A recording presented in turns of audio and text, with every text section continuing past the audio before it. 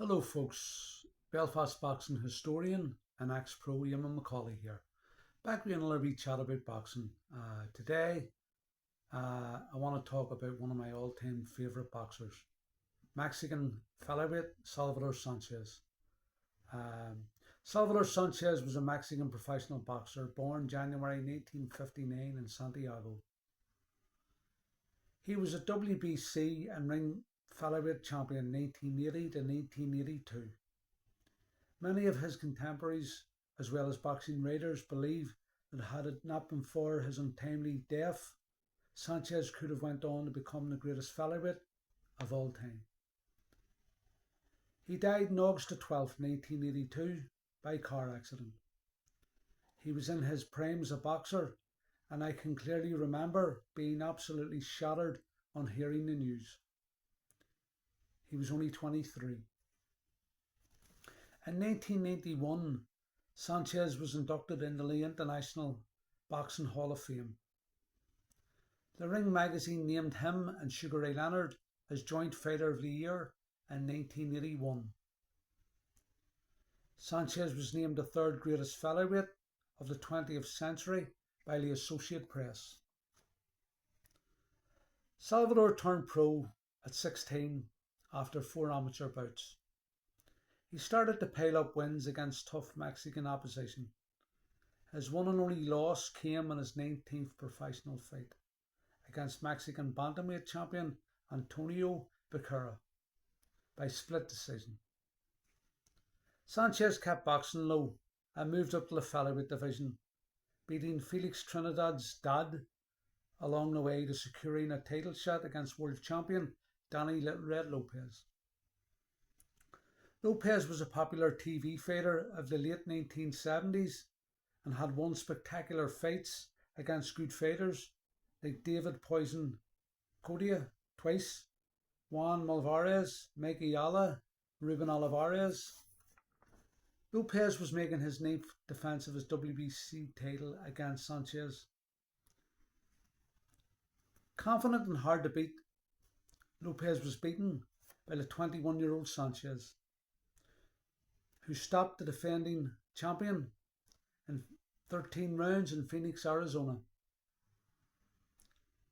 Sanchez defended his title for the first time with a 15-round unanimous decision against 47-1 Ruben Castillo. Then he gave Lopez a return bout in Las Vegas, stopping Lopez in the 14th round. In his next fight, Salvador defended against unbeaten Patrick Ford and pulled off a split decision win with a strong finish. I love watching Sanchez on YouTube as he was involved in thrilling fights. He had style, composure, great footwork, incredible stamina and a decent punch, although not a one-punch knockout artist. In December 1980, Sanchez defeated future champion Juan Laporte by unanimous decision. The featherweight division then was probably at its strongest in its history.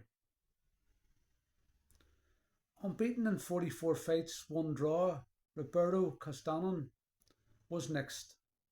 Then Nicky Perez, who was 50-3, both decisively beaten.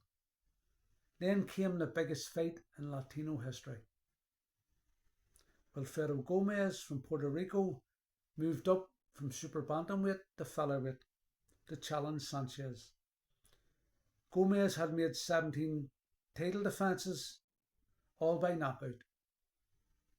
Gomez, who was world amateur gold medalist, drew his first pro fight and then won his next 32, all by knockout. Going into the fight, Gomez was a slight betting favourite, but Sanchez was a revelation, hammering Gomez in 8 one-sided rounds.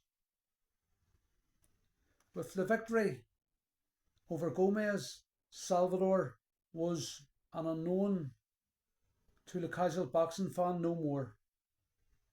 He became a household name all over the United States that night. When Sanchez Gomez boxed in 1981 I was nuts about boxing. Things were different then. There was no Google or even CFAX, so I had to wait at least a week to find out the result. It was the trade paper Boxing News that carried the result on their front page.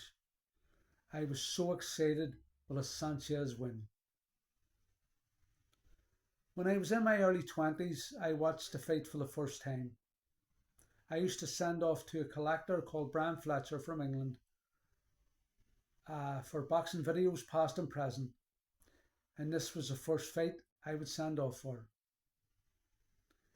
In his next fight, Sanchez defeated Olympic medalist Pat Cardell by split decision, although I thought he won clearly.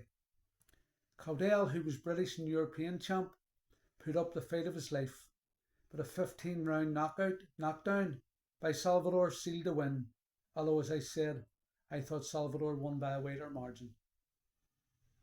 The fight was on BBC One, and this was the first time I had seen the Mexican box. I was 15. His next defence was against unheralded Rocky Garcia. Garcia showed a lot of heart and guts to go the distance.